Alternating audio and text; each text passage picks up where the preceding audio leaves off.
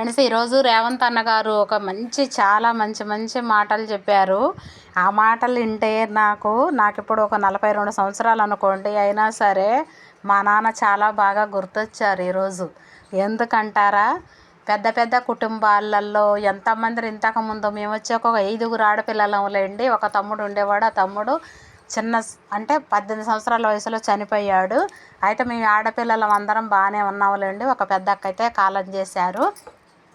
సరే, పెద్ద పెద్ద కుటుంబాలు, 5గురు ఆడపిల్లలు, అంతమందికి ఎట్లా రామయ్య పెళ్ళిళ్ళు చేస్తాడు అది ఇది అన్నట్టుగాని ఒకప్పుడు చాలా ఇదిలో ఉండే. కానీ ఎత్తుక్కుంటూ వచ్చి మరీ చక్కగా పెళ్ళిళ్ళు చేసుకొని వెళ్ళిపోయేవాళ్ళు ఇంటి నుంచి. మా నాన్న అంత చక్కగా పెంచి పిల్లల్ని ఒక ఇదిలో, ఆయనకి ఏమి అంటే ఒకప్పుడు ఆస్తులు ఉండేవి, అన్నీ పోయినాయి. అయినా సరే రెక్కల మీద పిల్లలందరినీ పెంచి పెళ్ళిళ్ళు చేసి వాళ్ళ పెళ్ళిళ్ళు, మనవాళ్ళు మనవరాళ్ళు అన్నీ చూసుకున్న తర్వాత మా నాన్న కాలం చేశారు.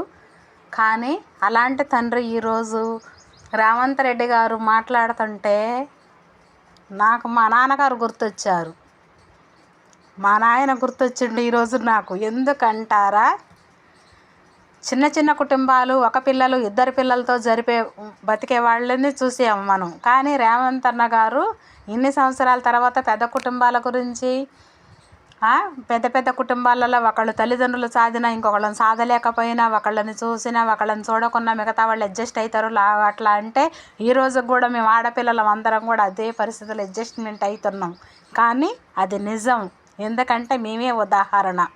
ఎందుకంటారా, మేము పేద ఆడపిల్లలమైనా సరే అందరం కూడా ఎవరికి కష్టం వచ్చినా ఒకళ్ళకి ఫోన్ చేసుకొని మిగతా వాళ్ళ ఫోన్లు చేసి ఎవరు లేచారు, ఎవరికి ఎట్లా ఉంది, ఎవరు ఒంట్లో ఎట్లా ఉంది, ఎవరు యోగక్షేమాలు అన్నీ కనుక్కోవటంలో కానీ, అందరం ఒక దగ్గర గ్యాదర్ అవ్వటం కానీ, ఏదైనా పండగ వచ్చినా ఏదొచ్చినా ఆడపిల్లలం అందరం ఫలానా రామయ్య పిల్లలు, ఫలానా వాళ్ళ ఇంటి ఆడపిల్లలు వీళ్ళని అంత ఇదిలో పేద పరిస్థితులన్నైనా సరే ఎవరిని ఇబ్బంది పెట్టకుండా, ఎవరిని నొప్పించకుండా ఆడపిల్లలం అందరం కూడా ఎక్కడ వాళ్ళం అక్కడ చక్కగా దేవుడి దేవల బాగానే బ్రతుకుతున్నాం. కానీ ఈరోజు రేవంత్ రెడ్డి గారు చాలా బాగా చెప్పారు. నమస్కారం అన్నయ్య గారు, మీరు చాలా బాగా చెప్పారు. పేదవాళ్ళ గురించి అయినా సరే, పెద్ద కుటుంబాల గురించి అయినా సరే, ఆ రోజులలో ఎట్లా బ్రతికారు, ఎట్లా ఉన్నారు అందరూ అనేది ఈరోజు గుర్తు పెట్టుకున్న వాళ్ళల్లో మీరే. నేను విన్నాను మీరు సభలో చెప్తుంటే, అసలు నాకు చాలా సంతోషం అనిపించింది. ఈ మాటలు మీకు ఎంతమందికి నచ్చినా నా యూట్యూబ్ ఛానల్లో, శారదా టైలర్ యూట్యూబ్ ఛానల్లో పెడుతున్నాను. ఎంతమందికి ఈ మాటలు నచ్చినా సబ్స్క్రైబ్ చేయండి. ఎంతమందికి నచ్చితే అంతమంది లైక్ వేయండి. మీకు నచ్చిందా నచ్చలేదా? Thank you friends.